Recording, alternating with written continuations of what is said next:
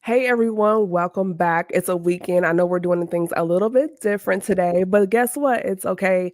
So, what I need you to do right now is to like, comment, and share. Be sure to follow us across streaming platforms like iHeartRadio, Spotify, and Pandora. We're on Facebook at The Speaker Podcast, on YouTube at Camille Essick, on Instagram at Camille.Essick, and y'all, be sure to follow us online at CamilleEssick.com.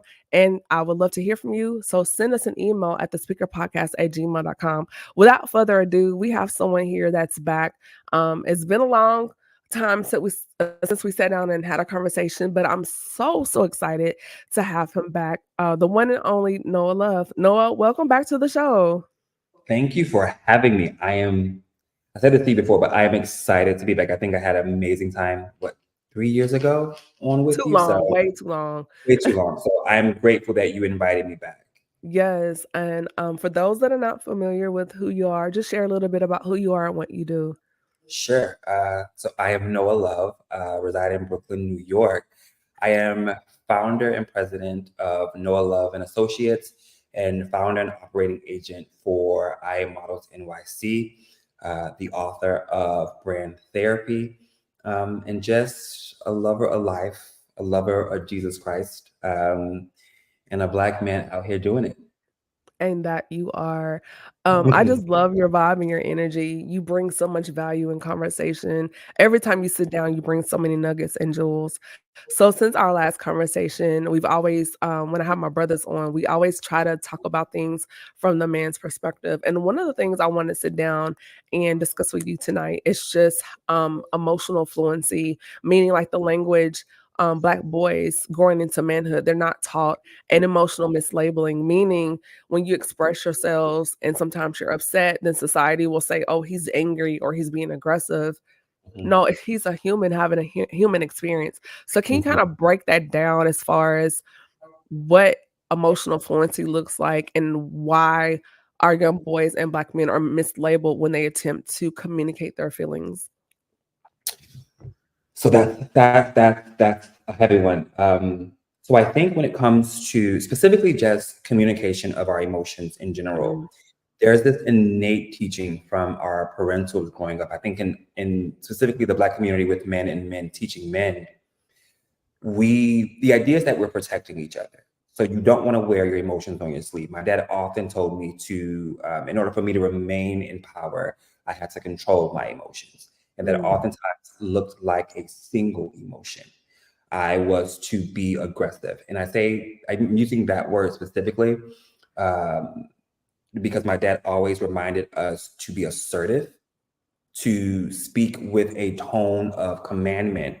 Um, but I think when you're talking about, I guess, mislabeling and communicating your emotions, I'm 36. I grew up in an era where the example of joy or happiness, contentment, peace for men was this monotone expression of, I'm trying to find the right way to say this. I when asked the question, "How are you doing?" "I'm okay. I'm mm. good." It's always, "I'm good." Everything was very there was an epicenter of emotion for all men. And please stop me if I'm not breaking this down correctly, but No, I mean, this is the male perspective. So, yeah. So, if I was having a bad day, I had to be good. And if I was having a good day, then I was just good. And my dad taught us that because you simply didn't want to give people too much control or too much power, too much insight to use against you. mm, Without having to go too deep in that, I think that stems from the fact that I want to say during the time my dad grew up in the 50s, early 40s, um, for a man to say that he was having a bad day, well, you can't afford to have a bad day. You got a family to take care of. What do Mhm. you mean you're having a bad day? You're making money, right? Like our emotions were associated with the ability to protect, provide, and be present. And so I can only obviously speak from my experience. And my dad only had one emotion. We were only taught one emotion. On Mhm. the other end of that token, we had a mother who consistently said, I love you, who was uber emotional and oftentimes asked me how I was feeling, why I was feeling that way. How did that make you feel? What do you want to say to me? And as I say that, I have to give respect to my father because my dad often asked me, um, how do I say this? How does that make you feel? And how are we going to fix it? Mhm. That was always solution based. If you're having a bad day, let's fix it. Point blank, period. Right. And I think across the board, I think Black men, we have this experience. I think men in general, but Black men specifically, we have this experience where you don't get too deep with your emotion. Right. It's, I'm good. I'll be okay. I got this. And if you grew up in a house that was religious, God got me. You know, Blessed and highly favored. God got me. God gonna give Yeah. me. And while I cherish that sentiment and I wholeheartedly believe it, as I grew up, and even as I grew up with my dad, we realized, yeah, God got me, but God also provided the tools for me to express myself. If you were having a bad day, son, have a bad day, cry, but figure it out, get better. Don't waddle in it. Don't sit with it. And Mhm. so I think I don't know any other way to say it other than Black men are taught to be one thing, and it's to be okay. And I think in this now in the day and age, even with my dad Mhm. being 68, yeah, 68, he's understanding that it's okay to communicate the fact that you are having a bad day and I'm pissed off or something has made me emotional or I miss my kids. It doesn't make you powerless. It makes you powerful, full in the sense that you are a human being. You're having a full human experience. And without the rest of those emotions, you are essentially going to explode. And so like I teach my nephews, specifically my nephews, Right. if you are upset about a grade you got in class, right? Or you are upset because you didn't make the football team or you didn't make varsity, let that be known because that emotion teaches you something. It Mhm. opens you up to understanding, did you in fact give your all during tryouts? Did you study? Why do you feel that way? Why are you disappointed? Are you disappointed because mom and dad are going to be disappointed? Or are you disappointed because you yourself know you didn't do your best? People, men, we don't venture through that journey of Mhm. emotion. All we know is, oh man, she broke up with me, man, whatever, whatever. Lo and behold, that man devastated about women left him. It's things like that. And even with Yeah. my straight counterparts, when we talk about relationships, when men aren't allowed to venture through the emotion, it oftentimes comes off as, man, for lack of better wording, she just a B. She ain't really all that anyway. It's all of that clout chasing or that power move Versus turn being honest about the actual emotion. or versus being, damn, I really liked her. Like, I don't know why she wasn't into me. Because then the fear of that comes with, well, why wasn't? Aren't you not doing your best? Did you not show up properly for her? Mhm. Um, are you not her type? Those tough questions that come along with emotion. Not all men are built to face those, right? Mhm. So I think, and I hope I kind of broke that down the best way that I knew how to. Yeah, I mean, that was really good. I just think that, um, in this space now, like, having these conversations, I really appreciate it because as a community and even as a woman, these are things we need to hear, Mhm. and, like, my grandfather, he talked, but he never really talked about his feelings a whole lot. I really did not know more about his emotional side until after my grandmother died. That was the Mhm. first time I saw him cry. Mhm. He would talk to me about life and different things, but I never saw him emotional. The only time I saw, like, emotion if somebody messed with his family or, business, I would see the irritation there, but as far as, um, those things, not so much, and he came from the depression era, Mhm. born in the '20s. So, imagine that, Yeah. what they call that, the silent generation. So, it was just, but he always would talk to me about growing up, how things were for him. You know, he was very comical, Mm. funny, but when it came to his feelings and his fears and insecurities, never showed that. But looking back, when I would see different responses, I was I gonna would go, say, "Oh, that's what that yeah, was." yeah. But he never said, "Oh, I feel," like you That said, gave he me chills. It yeah, just gave me exactly. chills. Mhm, Because it brought something up that I think I ventured through therapy maybe 4 years ago now. okay. Men, though we don't at an early point, though we don't communicate our emotions very Mhm, transparently, they're communicated through action or behavior. mhm, So, like, my dad is not one to be emotional to your shared sentiment. The first time I ever saw my father cry was when his father passed. But mhm, looking back on my experience with my dad's emotions showed up in a sense that he would remove himself from okay. people and kind of just stay in solitude and just allow himself to sit with his emotion, right? Mhm, Or it was a conversation of empowering me to do something, you know? And yeah, I've learned over the years that many of us, we express emotion through ensuring that someone else doesn't have the same experiences or they don't run into the same roadblocks as we do. Like I'm a giver by nature. I'm a person who speaks life into other people by nature. And it's not because I was taught to do so. I do it because it's the space in which I was lacking. So out of the abundance of the heart, out of the place in which I suffered, I take yes, care of people in that place, right? And I think yeah, most men do that. Women do it, and you can correct me if I'm wrong.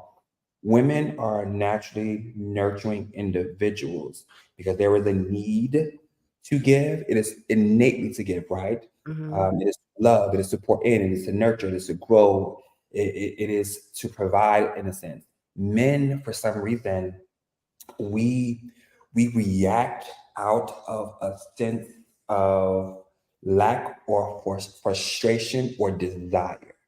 mm, So, for instance, when men date, um, the men who are quick to cater to be emotionally available at the earlier stages, it is because they are desiring that in return.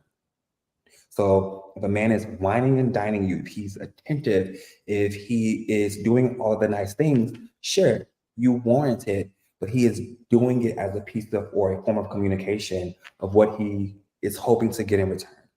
So that would oftentimes, for my dad and my parents when they were seeing each other, um, my dad loves to laugh, and so his way of ensuring that he was going to get laughter in his life, um, you know, having conversations with my mom and listening to her banter and her run on and on, um, that incited her to then tell jokes, right?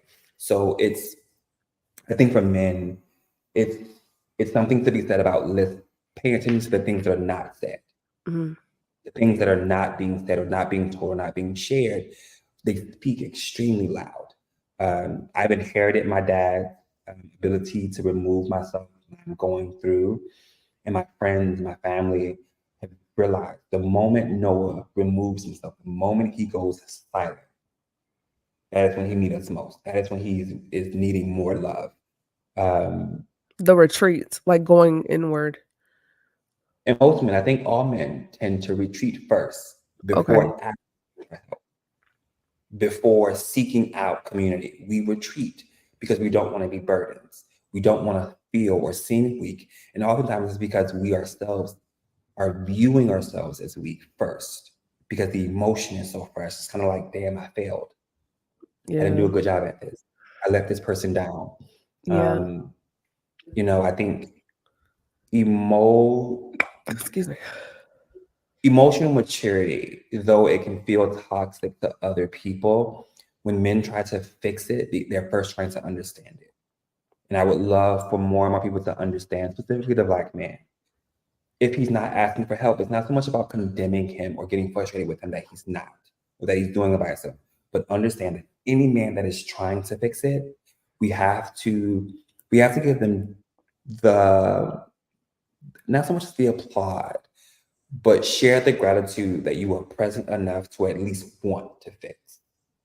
But then encourage them. Should you need help? Should you want to talk about it? Should you just want to sit in silence? I'm here for you. Um, sure, we have the barbershops, we have the bro code, so to speak, right? Those of us that are in the church, we have the pastors, we have the ministers, we have the deacons. If I'm being completely transparent and completely honest, even those things are surface. I go to the barbershop and I listen to the conversations and I listen to these men talk, and they're coded words, there's coded language, but you also can see like, damn, he really wants to go a little deeper, but he don't feel completely safe. Do Even you in think the it's because it was weaponized before? absolutely, but I think it was weaponized before, and I think it's being weaponized now, just differently. Because of the Mhm. time that we're in, the whole sassy, if you will, there's that middle space. There's a really great area of emotionally in tune and sassy, unfortunately. So And I while heard a man explain this, and this was very alpha male, and his I'm not agreeing with it, I'm just repeating what he said, just paraphrasing. He said a lot of it is because a lot of men grew up without a father, okay, so they learn their style of communication from the mother, the grandmother, the auntie, the sister. yeah, So then they get into a relationship and they communicate just like her. So now you have sure. feminine energy colliding. Which and I've heard that before. But I'm like, At how one true point, is I it? didn't. At one point, I didn't argue against it, but then I think about the way that I was raised, and my father Mhm, is present. My father is the alpha man. My father is homophobic. Okay, my grandfather, my uncles. I grew up around aggressive men, and I don't. I think it has nothing to do with the mothers. Because if we think about the black mothers, for the most part, those of them that are single parents mhm. or raising boys, they are hyper aggressive and they're that way on purpose. I think what the feminine aspect comes in for a lot of men who may quote unquote have effeminate attributes or style of communication uh, stems from this idea that uh, well, I don't want to be aggressive. I don't want to be the angry black man, so I need to be the opposite. Mhm. And while the attempt is to be softer, more approachable, sure. What is it? Nature versus nurture. It's possible. You're around all these women, you're listening to women, uh, female music, if you will. Sure, some of it has some contribution to it. But again, my father was present. Mhm. Love him. My dad is my Superman. Like he is my everything. And to meet me in public, to meet me as a person, I'm in a 6-inch patent leather heel on most days. I've had long hair since I can remember, and I've embodied both my parents. But ultimately, it comes down to simply what was innately comfortable for me. So I won't argue that point that perhaps it is because you're surrounded by women. It could be that because nature versus nurture versus nature, it's a thing for sure. But to look at the black community, specifically black women who are raising sons, they are aggressive. They know that they're playing both mother and father, and they are attentive Mhm. about what they're That's showing their so boys. yeah, Like it's a thing for sure. But I wouldn't argue against it because it could be a thing, you know. yeah. There's just Especially, so many narratives out here, and it's so layered, and just really makes you think, like, where did this term come from, and how did we get here? yeah, And so one of the reasons why I continue to have these conversations, we may not have the answers, but at least let's talk about it in a healthy space, a safe space where it's not combative and people don't feel attacked and just explore the different perspectives, And so that's one of the reasons why I have these conversations to at least explore it. May not agree with everything, but let's explore it. Let's talk about it. yeah. Let's have some emotional intelligence and have these conversations. And so we are going into this conversation even deeper. For those that have not done so, please like, comment, and share. If you're enjoying this conversation, please let us know. We would love to hear from you. Right now, I'm sitting down with Noah Love, and we're having a very insightful, in-depth conversation. Again, Noah, thank you for joining us on tonight. As we go into the next segment of this conversation, how do men survive the breaking, meaning the breaking of things happen that try to tear you down, adversities in childhood, transition in teenage years to manhood, when just those seems like the walls are coming in. What does that look like till we can get to this space and say, "Okay, I don't have all the answers, I don't have it all together, and I'm not just surviving anymore, but getting into this place as a man, as a Black man, where I can thrive and be productive and have healthy relationships and go forward." I love this question so much because I think this has been sorry, I was sharing the live. This has been something that I've been working through the last 3 years. Mhm. Um, since we last spoke, and I think we may have touched on this a bit, I experienced two comas back to back from 2022 to 2023. Um, Wow. and I think that was the most transparent, the most intense breaking of my life because essentially both those comas completely shattered my my view of who I am as a person, my view of what my life was, my career, my relationships with my family, with friends. It shattered everything, and not just once; it did it twice. Um, and I think perhaps phrasing this as surviving the breaking. I wouldn't call it surviving the breaking. Uh, rather the rebuild, because I think no one survives the break. Because Mm, there's a version of you that dies with that breaking. There's a version of you that completely gets demolished with that breaking, as it should. There is, wow. you never put a vase back together the same way. The moment it shatters, it shatters. And I think when we talk about the breaking, we don't often we don't equate the breaking to a shattering, and it's always a shatter because think about each relationship that you've gone through, or being fired from a job, or I don't know, bankruptcy, a business failing, a project not being seen all the way through. You're not the same after it. My first coma in 2022, coming out of that, I saw relationships that I thought were my rock completely go away. Mm. People who I thought that I could depend on, who would be at my side if anything ever go wrong, I never saw them or Like it heard. sifted out, so filtered out some people. Yes, even business wise, there's a lot of things that shifted, but the most impactful break was I had completely lost an understanding of who I was Mm, because my faith came into question. Who I was to my brothers and my sisters came into question. Who I was to my parents came into question. Um, the relationship that I have with my core friend circle, it didn't come into question, but it echoed, it magnified everything else. I was no longer just Noah Love. I wasn't just Kilroy and Jennifer's start. I wasn't just Jensen's and Eddie's brother anymore. Now I was this individual who had essentially created a life dedicated to other people. And there was a persona that was created for them. There was an idea of who I was, and it all came falling apart. At mm, first, I thought, wow. God, how dare you allow this? And to know my story prior to the coma, both my parents suffered addiction. And so I know what it is to be homeless, lights go off, be evicted. I went to 5 different elementary schools. I've lived in at least 20 different homes. I've lived in shelters. My mother is a survivor of domestic violence. Um, I am one of 3 boys. I am one of 3 gay Black boys growing up in Miami-Dade County. Um, molestation, you name it, it has happened. And to have gotten to a space where I felt like I had arrived, I had survived it. God, you did a good one with it. And then randomly, I was in a coma for 4 weeks. And when I woke up from the coma, from my neck down, had no use of my body. And the only thing surviving that was the mindset that my dad had given me. Son, a man can't afford to be sick. My dad used to say that to me all the time. And the moment I woke up from the coma, I had a trach in my throat and I had tubes in my side. And the first thing I thought to myself, there was no way this is how this ends. I have 2 businesses. This is how I take care of myself, I take care of my family. I was told that I wouldn't walk for another 6 weeks.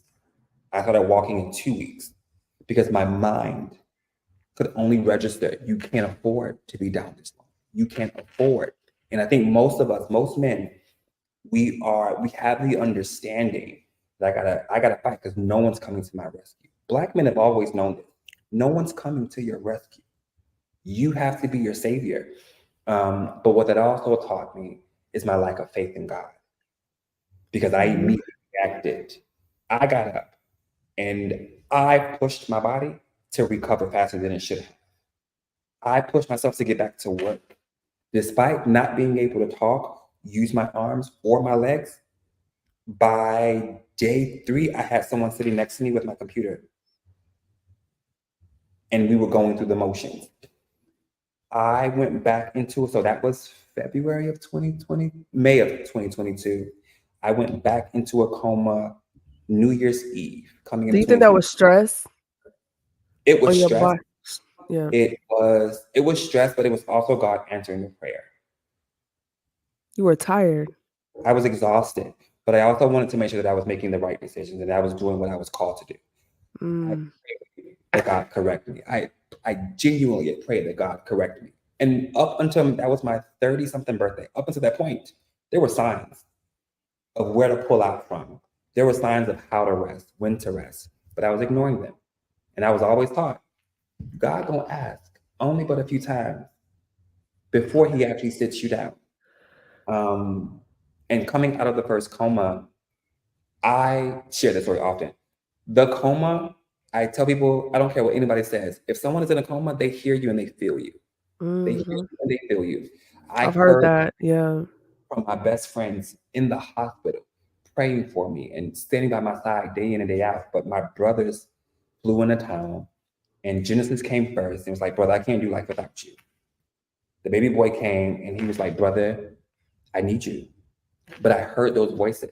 And Yeah. I and the story that I tell, the way that I remember it, I'm sitting at a table with them and we're deciding what's next. Like it was like an echo in the back. Brother, I need you. Brother, I can't do this without you. And God is asking, what are you gonna do? You done? You ready to come? I was like, I can't do this. They need me. Again, I made a decision for other people. And I wake up and I woke up because of the triggering of my brother's voices. And to know my story, my brothers are my everything. Yeah. Those are my boys. We are only a year apart, but those are like my children.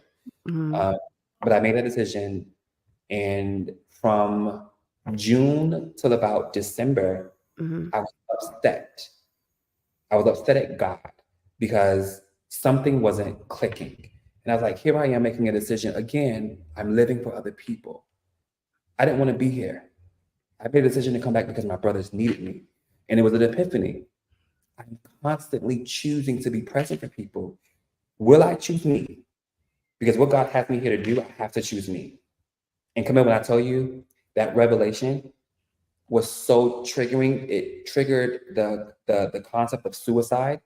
It triggered versions of suicide, how I was going to take my life. And I was like, I can't do this. This ain't right. I need course correction. The exact words, I need course correction or I'm going to take it. Meaning I was going to take my life. That's heavy. Period. Christmas, Wow. I was in Connecticut with friends, Mona Lisa smile, pretending, pushing my way through. December 31st, I was sitting on my sofa and randomly started having an asthma attack again. I went back into a coma, literally January 1st. At 12 a.m., I went into a coma. I woke up February 18th, and I woke up probably in the worst condition I've ever been, but there was a sense of peace.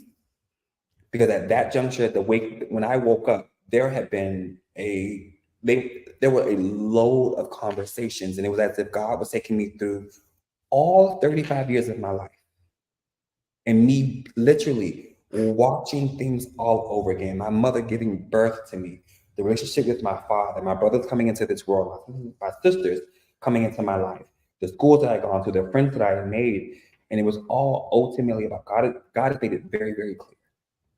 I have taken you in a direction that will save other people, but specifically, and the song, as I said, I have gracefully broken you every stage of your life, not because I needed to break you, but because there are people watching you.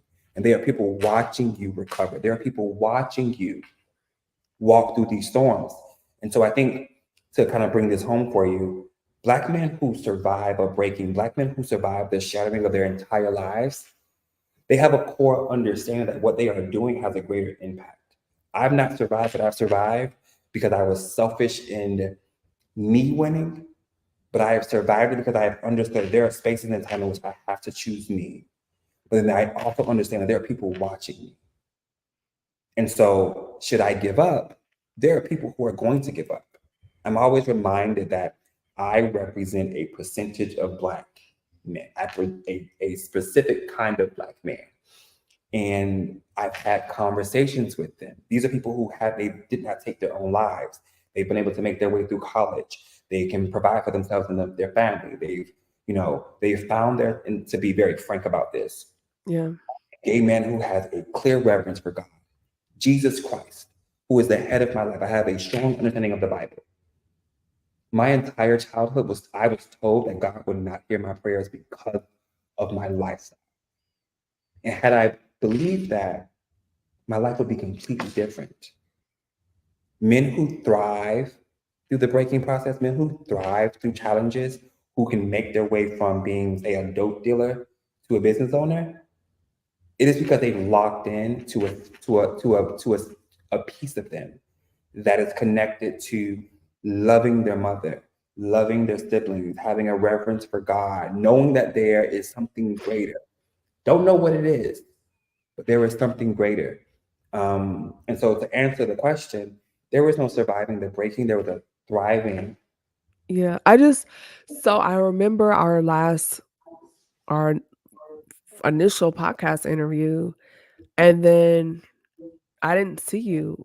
And I Mhm, just figured, it's the pandemic. A lot of people were kind of in their own space trying to figure it out.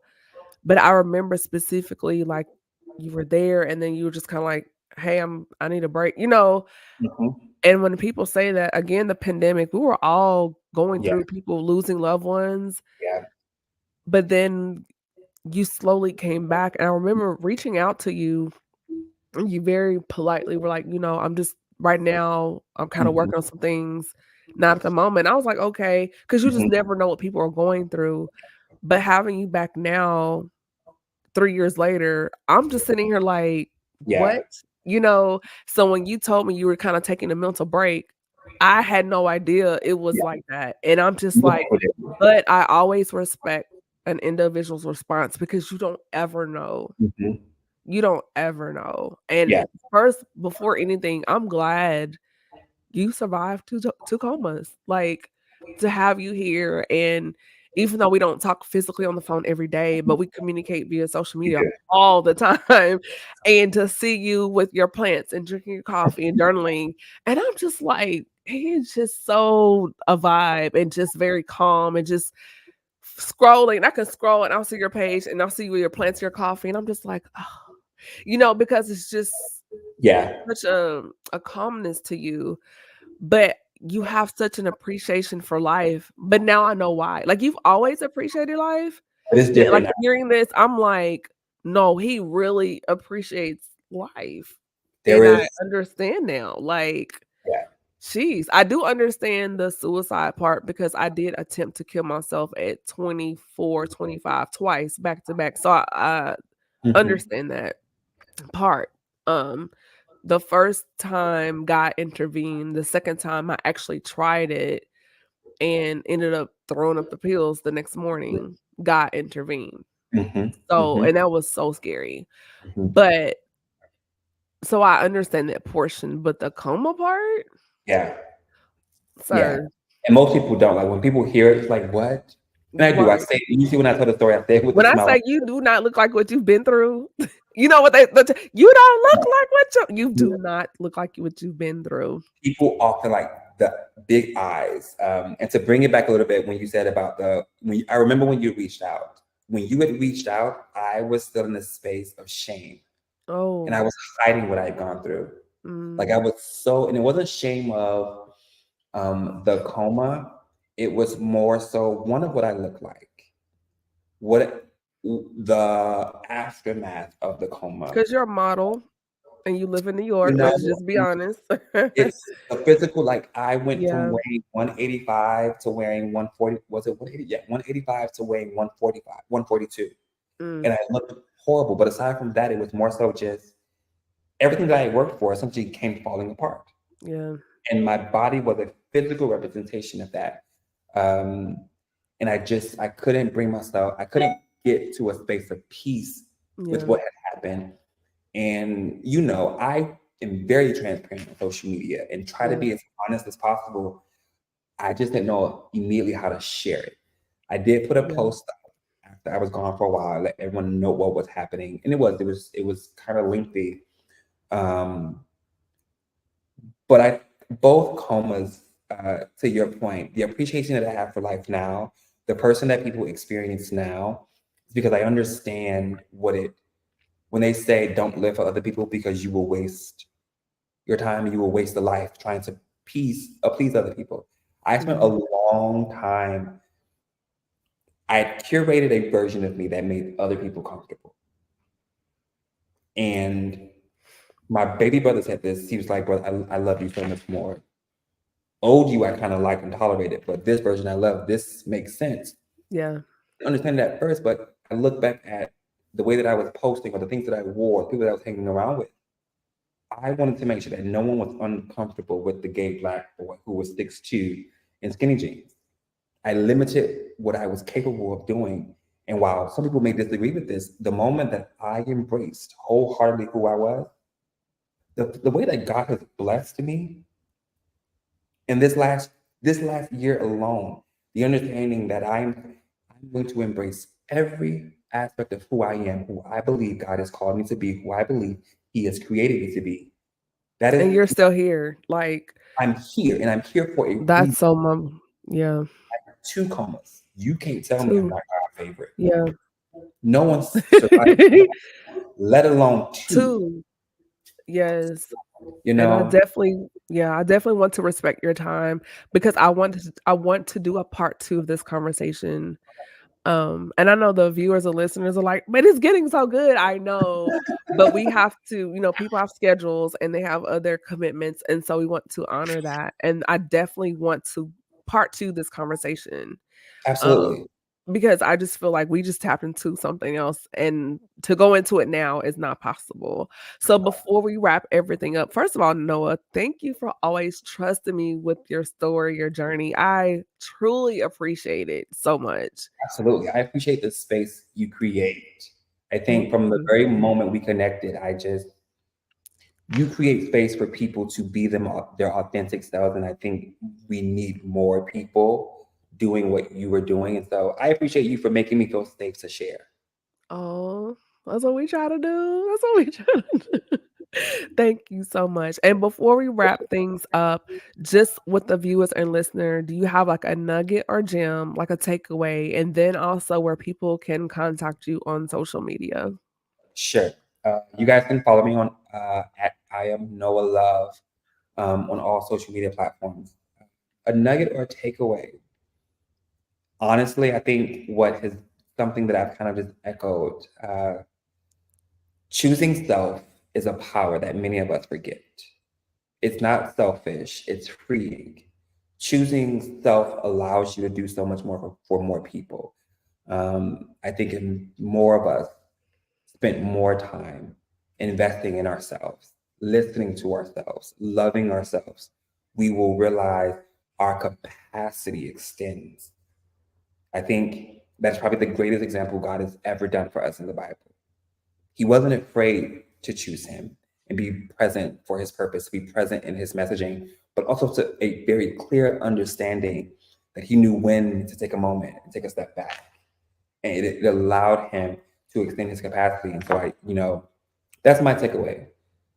Choose self and choose self more often. That is more sleep, miss that meeting, call out of work, buy yourself something nice, read a book, go to church, meditate, drink more water, do more of those things that take care of your body, that take care of you. And I promise you, life will do what it needs to do to provide you the capacity, the space, and time to do Mm. all the things that we're demanded of every day. So, yeah. Thank you. Awesome. And we're going to wrap up right now, everyone.